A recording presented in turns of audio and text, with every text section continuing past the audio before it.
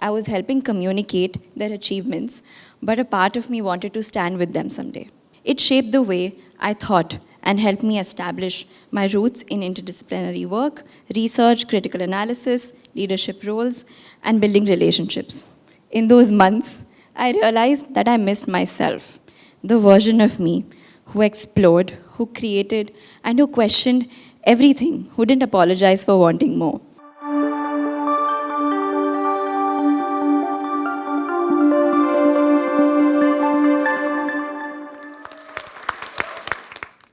Once upon a time, there was a farmer who had a horse that ran away. And everyone came and told him, "Well, that's too bad, isn't it?" And he said, "Maybe." The next day, his horse came back with 7 wild horses. And everyone came and told him, "Well, that's too great, isn't it?" And he said, "Maybe." The next day, his only son was riding one of the wild horses. And he falls off and he breaks his leg. So everyone comes and tells him, "Oh dear, that's too bad, isn't it?" And he says, "Maybe." The next day, the army comes to conscript his son, and they leave the injured boy behind. So everyone comes and tells him, "Well, that's too great, isn't it?" And he says, "Maybe." Hi, I'm Pragati, and I got here through a lot of maybes. I grew up with 3 moms and a dad, which means my mom, 2 elder sisters, who are both nearly a decade older than I am, and a father who thinks this world is too complex for his youngest daughter to navigate. Don't get me wrong, I'm deeply loved, but also deeply protected. And like most youngest children, I grew up living many versions of other people's plans for me. I wasn't okay with that. As a 17-year-old, I fought my way out of a patriarchal script from a city and a social circle that just wasn't for me. Like a plant, that refuses to stay in a small pot. In 2019, I moved to Bangalore, the big city with the big trees, and other plants that had outgrown their hometowns. College opened a window for me. I did triple majors in economics, media studies, and political science from Christ University. It shaped the way I thought and helped me establish my roots in interdisciplinary work, research, critical analysis, leadership roles, and building relationships. 3 saal nikal gaye, and until the next step, I had to pack my bags and go back home to Calcutta. My father said, "That's so great, isn't it?" And a lot of other people said, "Well, that's too bad, isn't it?" And I said, "Maybe." In that fog and confusion and feeling of lagging, I returned to the one thing that has never abandoned me in life: art.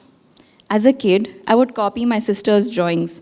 Some of my paintings still hang on the walls of my school.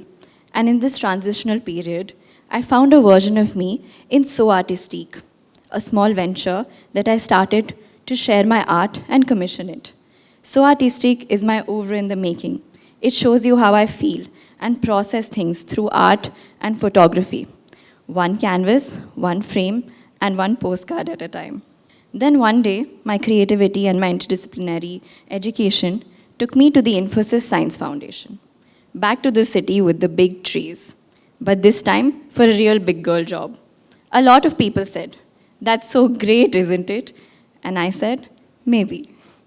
In 2 years, I worked with some of the country's biggest philanthropists, sat in a room with people who had double the amount of work experience as I had lived life. I thought, why did I think I'm so behind in life when I'm the youngest person in the room? I held on to that, and I used that to learn and position my voice. I know that I have something other people don't. I have the way I think. So I did what youngest children often do. I overcompensated. Design work, I learned it. Impact analysis, I built them. Power BI dashboards for trustees, I presented them. You name it. I took the problem in front of me and did not give up until I had a good creative solution. Slowly, I found myself commanding the rooms, the very rooms that I once felt I was too young for. And yet, working with brilliant scientists and researchers did something deeper. Listening to them, watching their work, experiencing the scale of their impact, I realized I was only at the margins. I was helping communicate their achievements, but a part of me wanted to stand with them someday. I outgrew my job like a bigger plant, but with stronger roots.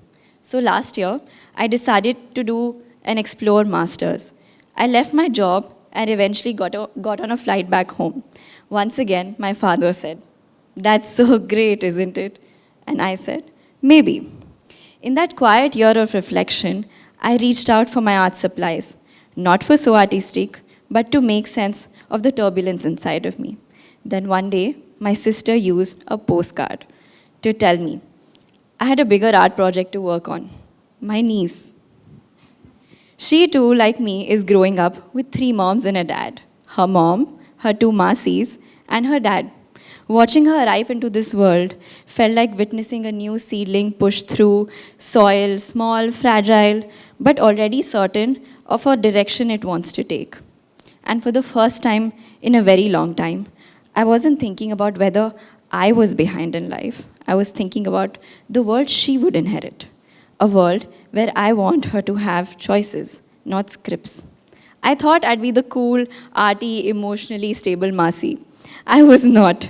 She looked at me once with those big, beautiful, confused eyes, and somehow I ended up rethinking my entire personality. There's something about a baby that makes you confront your own chaos. They show up with no plan, no 5-year goals, no LinkedIn, and yet they demand that you get your act together. In those months, I realized that I missed myself, the version of me who explored, who created, and who questioned everything, who didn't apologize for wanting more. My niece didn't teach me that, but watching her slowly become a person reminded me that I was allowed to become once again too. 3 weeks later, the next step showed up as my YIF acceptance letter. Everyone said, "That's amazing, isn't it?" And I said,